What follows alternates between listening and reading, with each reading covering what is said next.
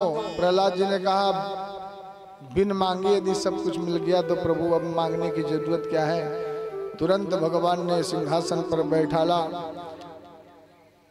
राज्य तिलक किया और भगवान ने कहा प्रहलाद अब अपने पिता के सारे कर्मों को करो, अंत्येष्टि करो।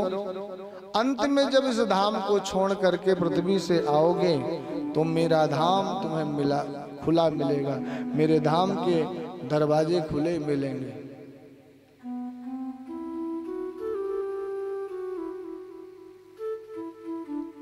इन्हीं श्रीमान प्रहलाद जी के पुत्र हुए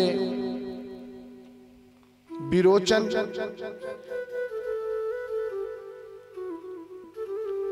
और विरोचन के पुत्र हुए महाराज बलि। बलि एक बहुत बड़े सम्राट हुए, परंतु देवासुर संग्राम हुआ, दैत्यों में और देवताओं में युद्ध हुआ। उस युद्ध में दैत्य मारे गए, परंतु गुरु शुक्राचार्य जी के पास मृत संजीवनी थी। उस मृत संजीवनी के माध्यम से शुक्राचार्य जी ने सभी देवताओं दैत्यों को जीवित कर दिया। पर यह दैत्य और देवताओं का युद्ध अंतिम युद्ध नहीं था। तो देवताओं ने सोचा कि अब कुछ क्या करें, ऐसा कुछ उपाय करें कि युद्ध तो हो पर कोई मरे ना। तो ऐसे क्या, कौन सा ऐसा उपाय है?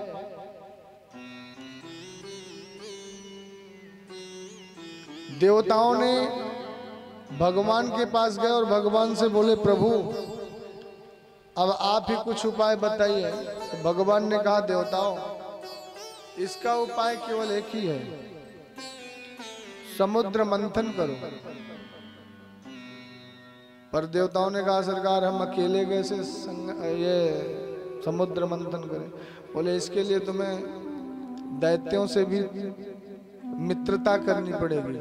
सभी देवता मिलकर के गए और सबने जाकर के दैत्यों से राम राम करिए, बढ़िया मिले अच्छी तरह से। दैत्यों ने सोचा ये कल तक तो हमसे युद्ध कर रहे थे, आज कैसे आ गए हमें हमारे गले लगने के लिए, आज कैसे प्रेम कर रहे हैं। देवताओं ने कहा देखो मित्रों भाइयों, हम देवता हैं तुम दैत्य हो,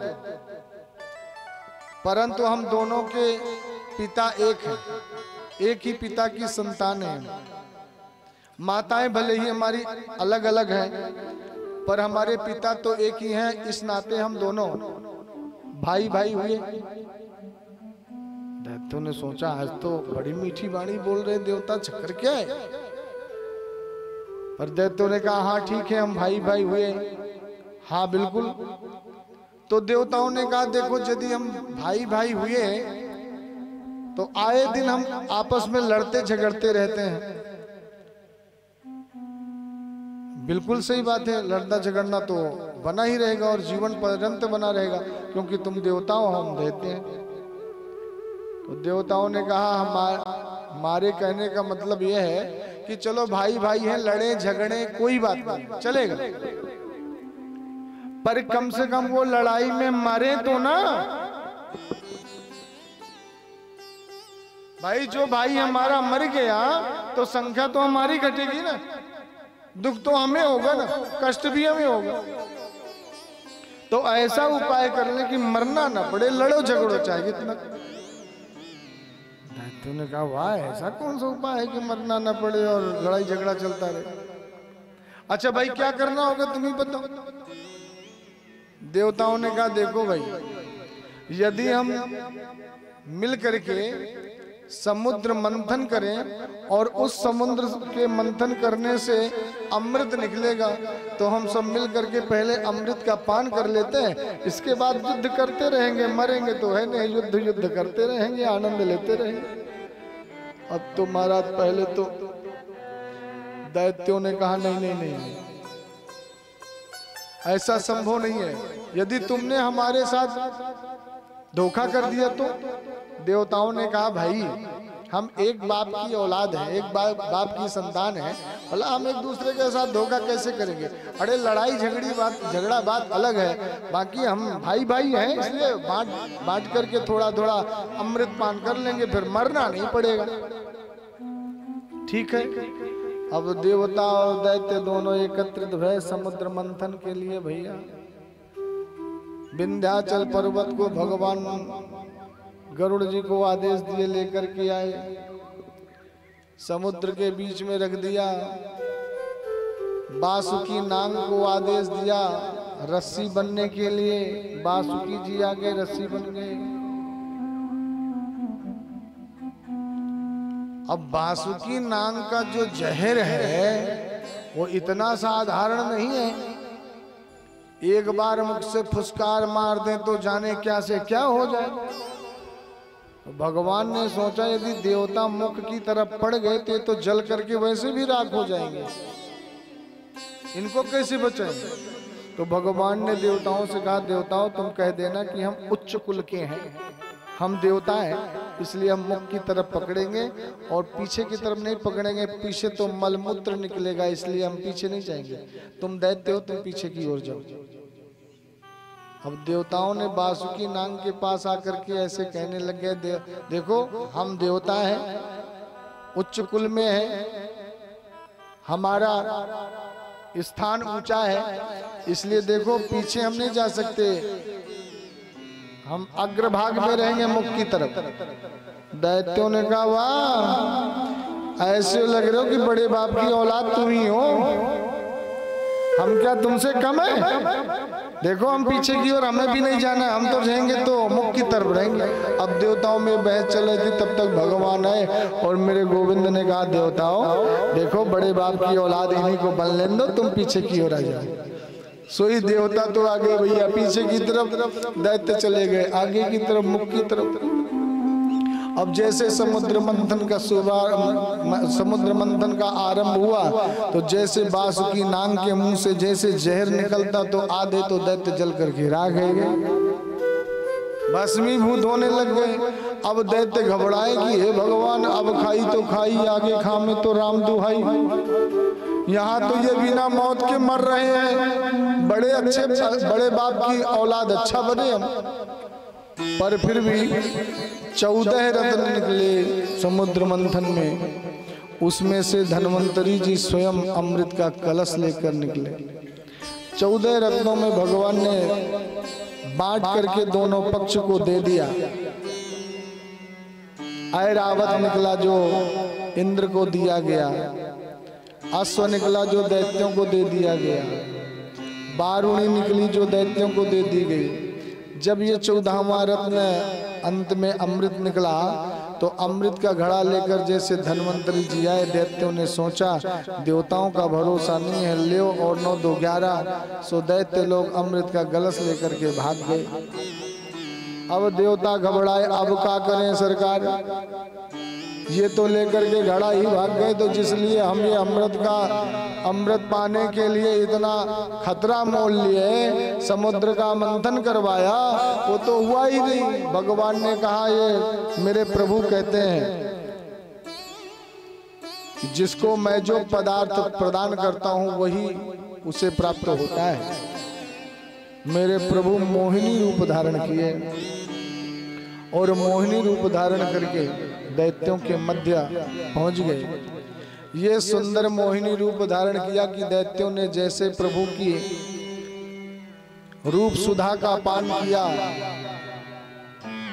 तो दैत्य बोल पड़े वाह, हमें ऐसा लग रहा है कि हमारी वीरता और पौरुष पर प्रसन्न होकर भगवान ने ये श्री देवी हमारे लिए भेज दी। आपस में दैत्य लड़ रहे थे, पहले मैं पीऊंगा, मैं ज्यादा बलवान हूं। एक ने कही नहीं नहीं, मैं तुमसे उम्र में बड़ा हूं इसलिए पहले मैं अमृत पान करूंगा। तो आपस में लड़ रहे थे, तब तक मोहिनी पर नजर पड़ी तो एक दैत्य बोल पड़ा देखो हम आपस में न लड़े, हमारे लिए भगवान ने इतनी सुंदर अनंत आकाश से चली आ रही है त्रिभुवन में इससे सुंदर कोई और स्त्री नहीं हो सकती है। तो जब भगवान ने हमारे लिए भेजा है तो क्यों ना हम इस सुंदरी के हाथ से ही अमृत का पान करें। और जब अमृत का पान कर लेंगे तो लास्ट में किसी न किसी से ये सुंदरी विवाह भी कर लेगी। भगवान की सुंदर दिव्य आभा प्रभा पर मुग्ध हुए ये दैत्य बोल पड़े, देवी आप कौन हैं, आपका परिचय क्या है। और देवी आपसे हम निवेदन करते हैं कि हमने देखो इतने वीर हैं हम कि अमृत लेकर के आए हैं अभी समुद्र मंथन करके।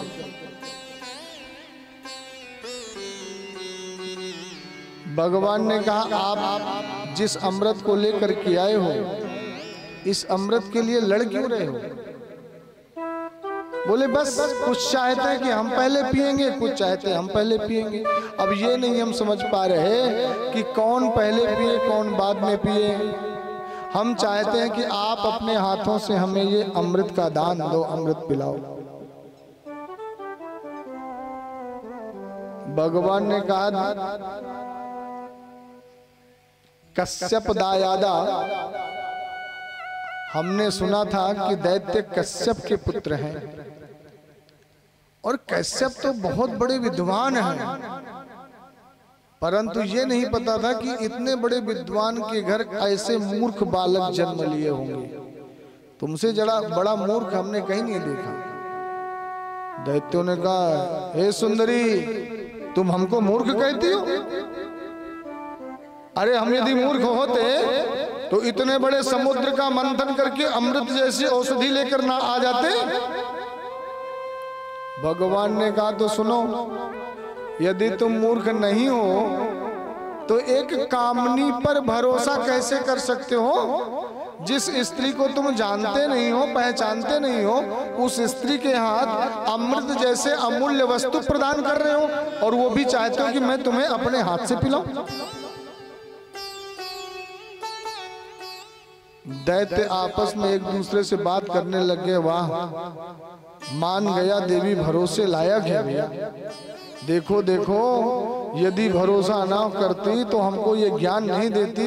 इसका मतलब है कि हम बिना कुछ एड्रेस के बिना कुछ पता के इन पे भरोसा कर सकते हैं, भरोसे वाली नजर आती है। अब तो देवी हम आपके हाथ से ही अमृत का पान करना चाहते हैं। मोहिनी भगवान ने कहा यदि हमारे हाथ से ही पान करना है तो देखिए कश्यप के पुत्र आप और कश्यप के पुत्र देवता और तुम दोनों मिलकर के समुद्र मंथन किए तब ये अमृत प्राप्त हुआ। तो एक काम करो, दोनों एक एक लाइन में लगा करके बैठ जाओ और हम अपने हाथों से तुम दोनों के को अमृत पिलाएंगे। परंतु एक काम जरूर करेंगे, चूंकि तुम हमारे हो, वो देवता हैं, परंतु देखो देवता हैं यदि तो उनको नहीं पिलाओगे तो आप कपटी कहलाओगे। इसलिए हम एक काम करेंगे, जो ऊपर वाला पानी सा है ना वो तो हम देवताओं को पिला देंगे और नीचे वाला जो अमृत गाढ़ा भरा है वो आपको पिला देंगे। अब तो महाराज दैत्य ने कहा वाह देवी कितनी होशियार है, अब पानी उनको पिला देगी, अमृत हमको पिला देगी। अब तो महाराज मोहिनी भगवान के हाथ में अमृत का कलश दिया और भगवान ने अपने नेत्र घुमाए और देवताओं को भी आदेश दिया, एक लाइन में देवता लग गए और एक लाइन में दैत्य बैठ गए। देवताओं को भगवान अमृत का पान करवा रहे हैं। सज्जनों ओग लगा कर सब अमृत का पान पीते जा रहे हैं ऊपर का, और भगवान देवताओं को अमृत पिला रहे हैं। तो अमृत सुधा का पान तो देवता कर रहे हैं और जहां भगवान मुड़ करके दैत्यों की तरफ मुस्कुराते हैं तो दैत्य रूप सुधा का पान दैत्य कर रहे हैं। भगवान की रूप सुधा को देख करके आनंदित गदगद हो रहे हैं दैत्य। और इस अमृत का पान कराते जब सूर्य और चंद्रमा के मध्य पहुंचे, सूर्य को अमृत पिला दिया, तो जब सूर्य के बाद पहुंचे तो एक दैत्य था, उसने कहा मुझे कुछ गड़बड़ नजर आ रहा है। दैत्य का नाम था स्वरभानु। बोला मुझे कुछ गड़बड़ लग रही है, तो चुपके से दैत्यों की पंक्ति से उठकर सूर्य चंद्रमा के बीच में जाकर बैठ गया। भगवान ने उसे भी देवता समझकर उधर दैत्यों की तरफ मुस्कुरा रहे थे और उसके भी मुख में अमृत डाल दिया। तब तक पीछे से चंद्रमा ने कहा सरकार ये देवता नहीं ये तो दैत्य है। भगवान ने देखा तो चंद्रमा को अमृत पिलाया भगवान ने, और भगवान ने वो अपने सुदर्शन चक्र से वो स्वरभानु का सर धड़ से अलग कर दिया।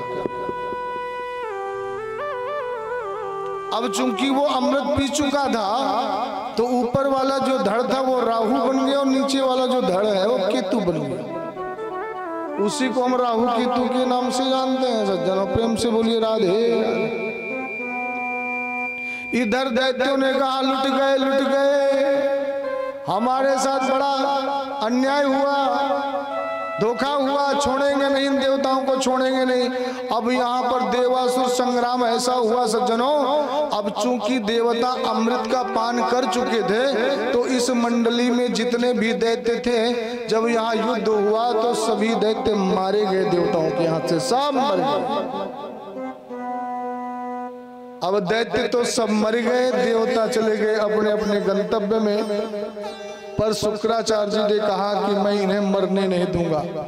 शुक्राचार्य जी के पास मृत संजीवनी थी, तो उस मृत संजीवनी के माध्यम से सभी दैत्यों को जीवित कर दिया। राजा बलि भी यहाँ मारे गए सज्जनों, बहुत ध्यान दीजिए।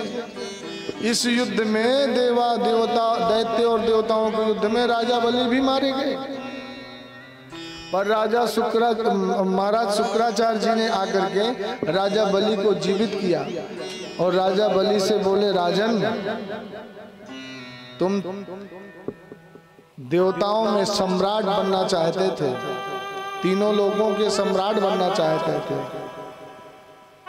देवराज इंद्र का पद प्राप्त करना चाहते थे। इसलिए सुनो, अभी भी कुछ नहीं बिगड़ा, मैं तुम्हें अभी भी देवराज इंद्र का पद दिलाऊंगा। गुरु मेहरबान तो चेला पहलवान। पर राजा बलि जो हम कहते हैं वो करना। राजा बलि ने कहा गुरुदेव आदेश करो। शुक्राचार्य ने कहा देखो मेरे पास हर किसी अस्त्र का तोड़ है, ब्रह्मास्त्र से लेकर हर अस्त्र का तोड़ है, पर एक अस्त्र का मेरे पास कोई तोड़ नहीं है, उसका तोड़ तुम्हें लाना पड़ेगा, सोई तुम विजयी। बोले सबकी तोड़ है पर मेरे पास नारायण की तोड़ नहीं है। तो क्या करना है? बोले नारायण की तोड़ केवल एक ही है, क्या? ब्राह्मण और गौ। यदि नारायण पर विजय पाना है तो ब्राह्मणों का चेला बन जा और गौ माता का सेवक बन जा। दो चीज कर ले तो त्रिभुवन में तुझे कोई हरा नहीं पाएगा। प्रेम से बोलिए राधे राधे। सज्जनों, जिस घर में ब्राह्मण संतों का सम्मान होता है वहां की यश कीर्ति कभी खत्म नहीं होती। जहां गौ सेवा होती है वो घर उत्तरोत्तर वृद्धि करता है।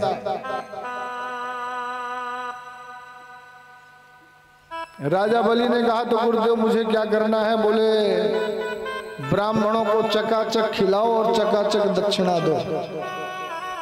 अब तो महाराज राजा बलि जहां ब्राह्मणों को देखता दंडवत प्रणाम, प्रसाद खिलाना, दक्षिणा देना, यज्ञ पर यज्ञ करने लग गया और चकाचक दक्षिणा देने लग गया ब्राह्मणों को।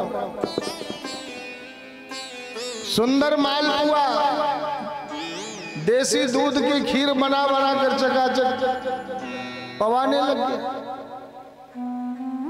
तो ब्राह्मण इतने खुश हुए कि वाह राजा बलि तुमने तो ब्राह्मणों की बड़ी सेवा कर रहे हो भाई। गौ माता की सेवा करना शुरू किए।